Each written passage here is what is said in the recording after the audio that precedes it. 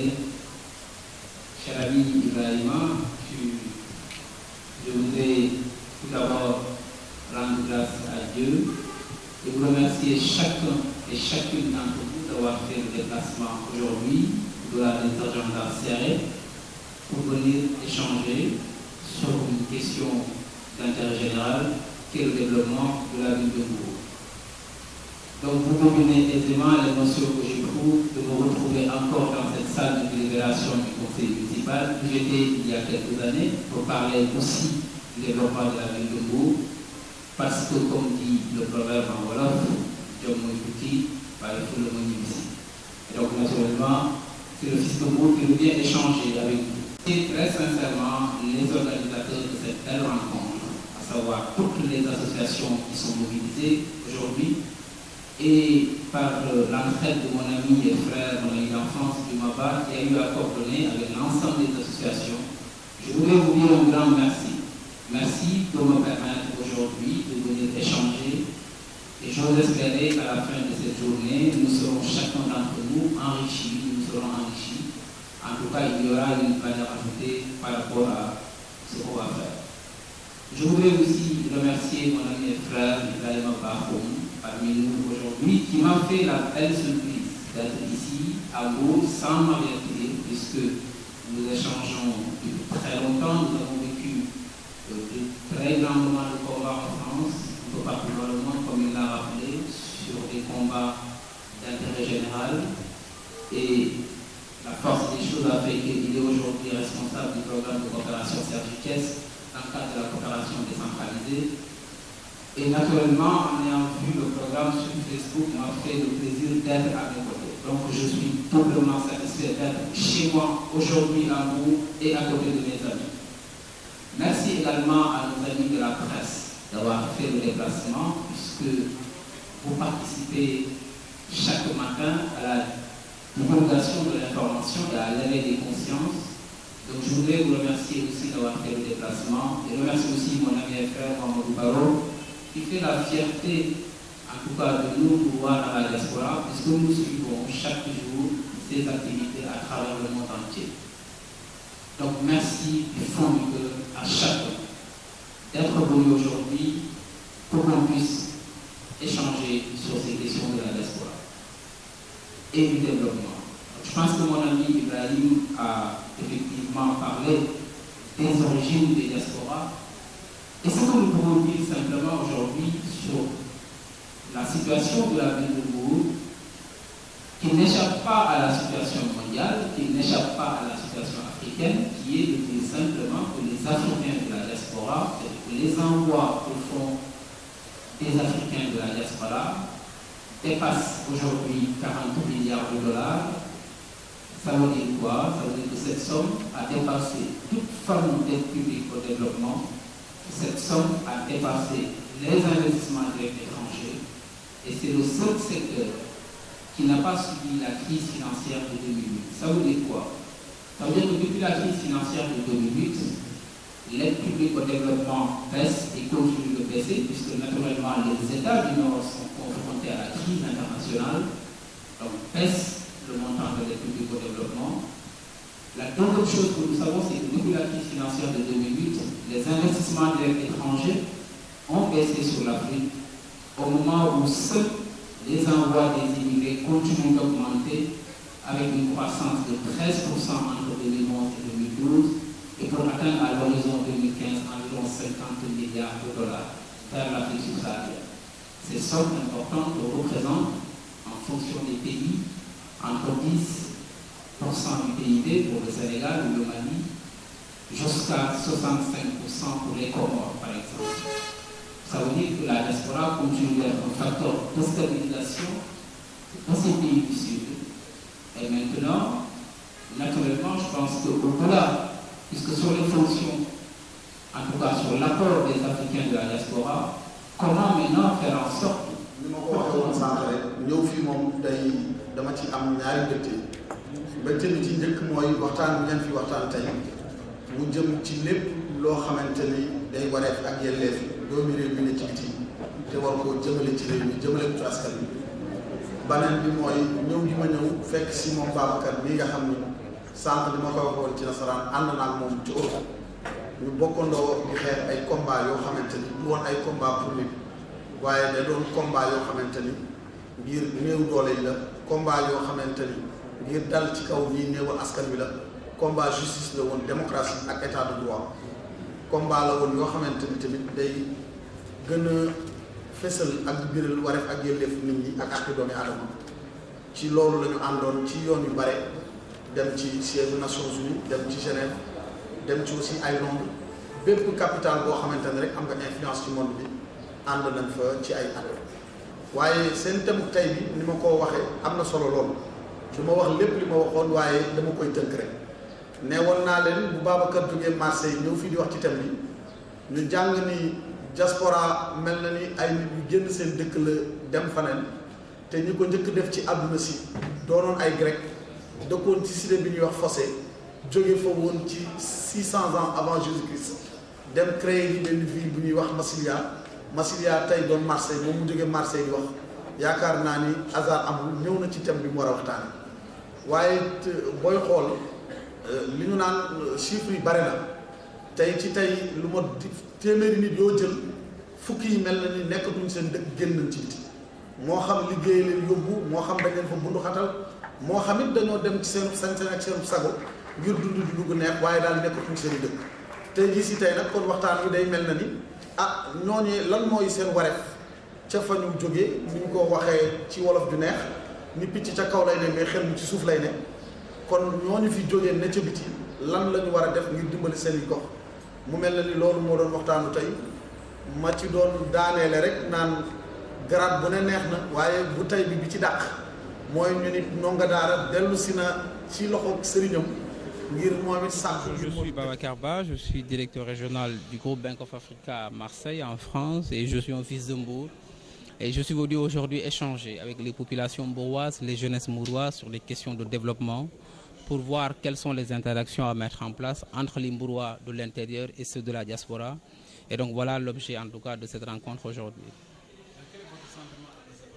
J'ai un sentiment de satisfaction et je rends grâce à Dieu puisque lors des échanges, nous avons eu des échanges extrêmement constructifs qui, je pense, pourraient servir en tout cas de base de travail pour relancer le débat, un débat citoyen au-delà de toute contingence politique. Mon propos aujourd'hui, c'est de dire aux fils de Mbour, quel que soit leur parti politique, quelle que soit leur opinion religieuse, quelles que soient leurs origines ethniques, sociales, nous pouvons ensemble mutualiser les intelligences et faire de Mbour une ville rayonnante. Ce que j'appelle la grande querelle, ce sont les grandes réalisations que nous devons faire pour la ville de Mbour, faire en sorte que Mbour rayonne, faire en sorte que Mbour soit effectivement une grande ville au Sénégal, une ville rayonnante, une ville émergente. Et c'est cela que je suis venu partager. Et j'ai été extrêmement ravi de savoir que les jeunesses mbouroises sont aussi engagées, celles qui s'y étaient dans la salle et celles qui n'ont pas pu être là. Et une pensée aussi à tous les talentueux fils de Mbour, un peu partout dans le monde, qui n'ont pas eu la chance aujourd'hui d'être ici, de dire à toutes ces personnes-là, à toutes ces ressources-là, que Mbour a besoin d'elles, ces ressources-là, et que Mbour a vraiment besoin de tous ses fils, ceux de l'intérieur comme de la diaspora, pour émerger. Vous parlez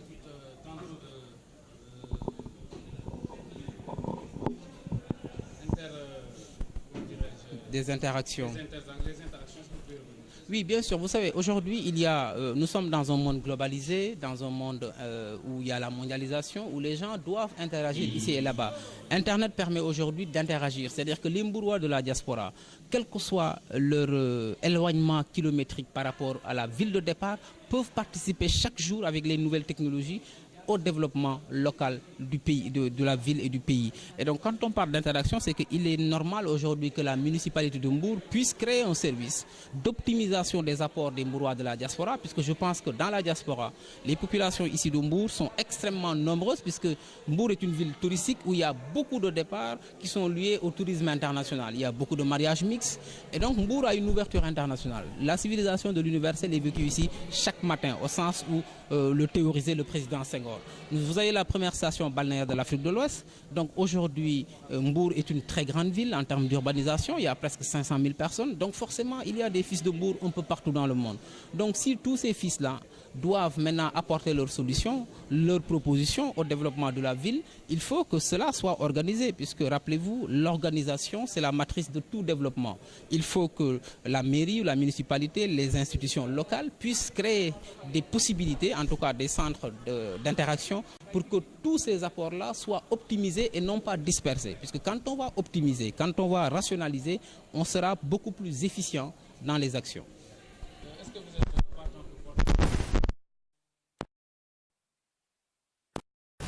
C'est les États-Unis d'Afrique, c'est des ensembles dans la géostratégie mondiale. Mais je pense aussi qu'il n'y a pas que la politique pour faire bouger les choses. Il y a des gens dans cette ville qui font des choses formidables dans le social,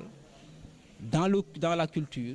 et qui peuvent changer le cours de vie des Mbourois. Donc maintenant c'est naturel, comme je l'ai rappelé tout à l'heure, il y a deux choses quand on veut faire de la politique. Il y a la part d'objectivité et la part de subjectivité. La part d'objectivité, c'est que tous les hommes politiques de quelque bord qui se trouvent veulent construire le Sénégal de demain, veulent construire le Mbour de demain. Donc ça, c'est pareil pour tout le monde. Et la part de subjectivité, ce sont les stratégies qui sont mises en œuvre par les uns et les autres pour arriver au pouvoir. Et c'est là où les gens vont différer. Maintenant, au-delà de cela, on peut s'accorder sur l'essentiel. Pour moi, l'essentiel aujourd'hui, ce n'est pas être maire de Mbour. L'essentiel pour moi, c'est aujourd'hui faire rayonner Mbour partout où il y a un Mbourois,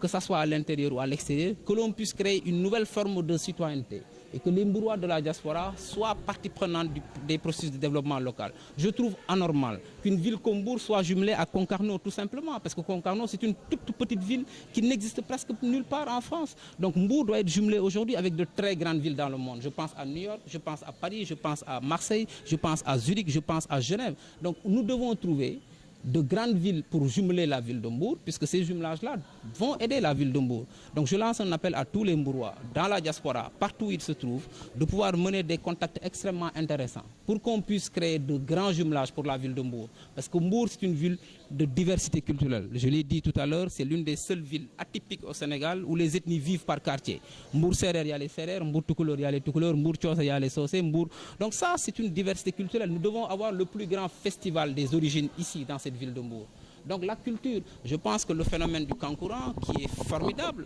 perd un peu de sa valeur. Alors que ce phénomène-là doit être innové et c'est une source de création de richesse, c'est une source de création d'entreprises, puisque quand l'activité arrive, c'est un flux de personnes qui doivent venir dans la ville que nous devons accueillir et l'activité commerciale augmente. Et donc tout ça, ce sont des choses sur lesquelles nous devons réfléchir et c'est ça la grande querelle. La grande querelle est loin d'être maire de Mbour. La grande querelle, c'est de faire émerger la ville de Mbour, quel que soit le futur maire de Mbour. Et c'est l'appel que nous lançons. Nous souhaitons des élections apaisées, des élections calmes, pour confirmer encore l'exception sénégalaise en termes de maturité politique et quoi l'équipe qui gouverne puisse avoir les moyens nécessaires de répondre aux aspirations des populations bourgeoises. That's our point. C'est notre propos, c'est notre souhait, et que l'opposition puisse s'opposer de façon crédible et être une alternative crédible pour surveiller ceux qui gouvernent. Et que la société civile puisse s'exprimer et que tous les talents puissent éclore pour faire avancer la ville de Mbour. Est-ce que vous êtes prêt à soutenir le nouveau maire? Écoutez, quel que soit le maire de Mbour, comme je dis souvent, depuis très longtemps, nous menons des actions partout dans le monde pour soutenir la ville de Mbour. Donc ce n'est pas soutenir le maire de Mbour. Le maire de Mbour, c'est le premier magistrat de Mbour, c'est-à-dire c'est celui qui porte l'espoir et l'espérance des populations bourgeoises, puisque c'est ça la démocratie. Il y a ce qu'on appelle, ceux qui disposent, ceux dont la légitimité dépend directement des suffrages, présidents, maires, députés, généraux, etc. Maintenant, celui qui porte l'espoir et l'espérance des populations de Mbour, naturellement, nous ne pouvons pas ne pas supporter cette personne-là, puisque si nous voulons agir pour Mbour, nous devons le faire en harmonie avec ceux qui ont la décision, c'est-à-dire que le pouvoir décisionnel. Ça ne veut pas dire qu'on supporte tel ou tel autre candidat. Nous supportons la ville de Mbour. Notre ambition, c'est de trouver des solutions aux problèmes avec jeunesse bi, waxtaan ak responsable yi ci ne leen kat fi mu nekk nii dafa jot ñu mën a xool nan la ñuy boole suñuy doole, mutualiser suñuy agenda pour que mën a gën a suqali Mbour. Loolu nag mënuñu koo def te duñ ci ànd ak ñëpp, mooy que ne doomu Mbour yi nekk ci biir dëkk bi ak ña nekk ci bitim réew. Donc loolu moo nekkoon suñuy tànk tey. Adduna bi liy doxal adduna tey du politique, parce que adduna bi tey li koy tax ñu koy comprendre koom-koom la, mooy c'est à travers l'économie qu'on comprend le monde. Xam nga tey pour activer ay leviers tey ki nga xam ne mooy dimbal nit ñi nekkul kii taxaw di wax ay discours politique, mooy kiy jox nit ñi li ñuy suturloo, mooy ki nga xam ne am na xalaat xam-xam créer entreprise ba nit ñi xëy di ci liggéey ba fin du mois jot mu fay leen salaire ñu mën cee sutur sang seen bopp sang seen i jabar ak seen i doom dimbali seen i waajur donc loolu mooy activité créatrice d'emploi donc ak fu nit mën a ne ci réew mi muy kii politique ak muy kii politiqueul li ëpp solo du nekk ci parti politique yi parce que en fait politique bi fii ci Sénégal dañ ko def activité professionnelle te politique par la politique et d'autres qui vivent pour la politique donc il faut que ñu egsi ci fànn boo xam ne nit ñi dañuy def politique parce que faire de la politique c'est mettre l'intelligence au service du développement mooy nga jël xam-xam def ko sa xam-xam màcc ci lu doxal réew mi mais du rek ay position ay poste ndombo tànk parce que ndombo tànk lu mu dëgër dañ ko mës a tekki parce que nguur yàlla rek moo dul jeex donc tey il faut que ñu xamal jeunes Sénégal yi que ni nga xam ne moom la ñu am fii biir Sénégal def politique ascenseur social mooy da ngay xëy ne damay dem politique parce que damaa bëgg a nekk ministre wala damaa bëgg a nekk député loolu doxul il faut ñu pousse xale yi ci ñu dem jàngi école ñu dem formé wu am métier parce que loolu mooy doxal réew yu dox ci àdduna bi yëpp ci noonu la ñu tëddee bu ko defee nag bu ñëpp amee ku ci nekk loo suturloo laa ñu mën a def ci yeneen débat donc loolu vraiment moom mooy li ëpp solo parce que mënoo ñëw ci réew mu mel ni Sénégal am fi plus de 4000 candidats ci ay élections locales fii ci Mbour je pense candidats yi bëri nañ mais ñi ngi ñaanal ñëpp yàlla di ñaan parce que man damaa xalaat ne fu ci nekk rek am na une part de vérité tey parti boo gis ci Sénégal rek muy politique am na ci ku am xam-xam ñu xarañ ñoo xam ne ni am na lu ñu mën a doxale réew mi donc dañuy ñaan yàlla Sénégal parce que fii yomb naa defar réew la mu dal mu am jàmm ñu yàlla dimbali ñu am fi ay kilifa diine yoo xam ne nii bu ñu waxee ñëpp dal loolu dañ koy sant yàlla donc réew mu mel noonu yomb naa defar donc bu ñu gënee dal tuuti rek ku ci nekk indi sa xam-xam ak foo mën a nekk réew mi boole ñu te parti yi bañ ñoo féewale nañu war a mën a dimbali nit ñi parce que nag wax fa dëgg neex yàlla il faut ñu dimbali askan wi fii ci Sénégal ak bi ñuy nekk ci bitim réew fépp fu ñu mës a taxaw dañuy bëgg bu ñu waxee Mbour ñu teg ci der bu rafet te nag tey boo waxee Mbour tey ci àdduna bi nit ñi dañ lay wax waxu prostitution waxu drogue bi ci Saly ak waxu góor jigéen yeeg yu bon yooyu ñuy def ci Saly donc loolu ñun dañ koy naqarlu donc ñuy xamal ne Mbour am na leneen lu ñu war a mën a wone d'abord parce que fii am nañ fi koom am nañ fi tourisme am nañ fi géej gi am nañ fi population boo xam ne nii donc la demande sociale bi demande bi bëri na donc parce que nit ñi ngi yokk donc kon combat boobu du rek damay xëy rek taxaw ne damaa bëgg a nekki maire Mbour pour jox leen ma dëkk bi ma defar ko loolu moom incha allahu rabbi du mës a nekk suñu propos te ñi ngi ñaan yàlla mu musal ñu ci loolu li ñuy ñaan yàlla mooy ak fu ñu mën a ne ci àdduna ñu dem ba ak loo xam ne nii mën nañoo jóg di ko def lu doxal dëkk bi li ci des nag yàlla moo ko yor parce que nguur yàlla moo koy yox nguur yàlla moo koy joxe maa ngi ñaanal ñëpp ñi ay candidat lañ ci élection yi fii ci Mbour ku ci nekk li nga bëgg yàlla na la ko yàlla defal ci muy ndamu Sénégal di ndamu Mbour et que ku ci nekk sa xam-xam bu rafet ak foo ko mën a def ñu fexe ba génne ko teg ko ci table ji pour dëkk bi dox parce que man su ma sañoon bu muy ñëwaat fii nañ fi fekk moo am ay voies de contournement am fi ay tali yu yaatu am fi de vraiment aménagement bu doy waar lampe yi di tàkk fépp ñuy dem ko ñëw circulation bi fluide mobilité bi avancée ñu créé fi ay entreprise xale yi ñu bàyyi stage yi leen nekk ci hôtel yi di leen stage 9 mois arrêté leen stage 9 mois donc précarité emploi boobu dañuy ñaan yàlla loolu yëpp dañ fi ñuy ñëw gis xale yi ci fii ci Mbour ñuy xëy di gontu am lu ñu moomal seen bopp bu ko defee bu boobaa lu bëri dina wàññeeku prostitution bi dina wàññeeku njaayam drogue bi dina wàññeeku te bu boobaa Sénégal dina gën a jëm kanam loolu la ñuy ñaan yàlla. waaw naturellement parce que nouveau ki ñu naan mooy maire Mbour mooy ki nga xam ne moom la askan wi wóolu dans la majorité loolu mooy démocratie ne ko yow yaa yor lenge yi yow yaay premier magistrat de la ville yow yaay décider yow yaa yor décision yi donc ak ku mu mën a doon incha allahu rabbi comme ni ñu ko doon defee ak yeneen maire yi dinañ ko def parce que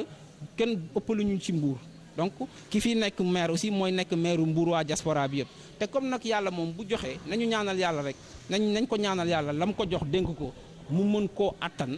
parce que askan wi dañ koo yaakaar donc yaakaar boobu askan wi am ki nga xam ne moom la ko yàlla di teg muy nattu ci moom parce que dafa diis il faut ñu ñaanal ko yàlla mu am lu mu ko attane mu mën koo yenu ba mu mën a jëriñ askan wi donc bu fekkee dañoo jóg ne dañoo bëgg a defar Mbour dañoo war a pare pour képp koo xam ne ni yàlla jox na la ko ñu jàppale la mais du rek damaa bëgg a defar Mbour da ngeen may jox dëkk bi man kese maa mën parce que loolu yàlla rek a mën donc Mbour waay yi bëri nañu ci nekk ci parti yi ak ñi nga xam ne politique guñu ñi ci société civile bi jigéen ñeeg jeunes yi vraiment ñoom ñëpp ku ci nekk am nga xam-xam boo xam ne ni bu maire bu bees bi toogee ñu toog kat waxtaan def ay assises waxtaan ak diaspora bi aussi ne leen il faut ñu créer ay conditions yoo xam ne ni bépp doomu Mbour foo mën a ne boo bëggee indi benn médicament indi ko mu nekk loo xam ne dañ koy organiser boo bëggee indi ay tubaab yuy investir nga ñëw indi ko mu xam ne loo xam ne dañ koy organiser donc loolu vraiment mooy li ñuy ñaan di ñaan yàlla aussi vraiment ku ci nekk rek ca parti ba nga ne ak sa yéene yàlla mottali ko mu nekk ndamu Sénégal nekk ndamu Mbour merci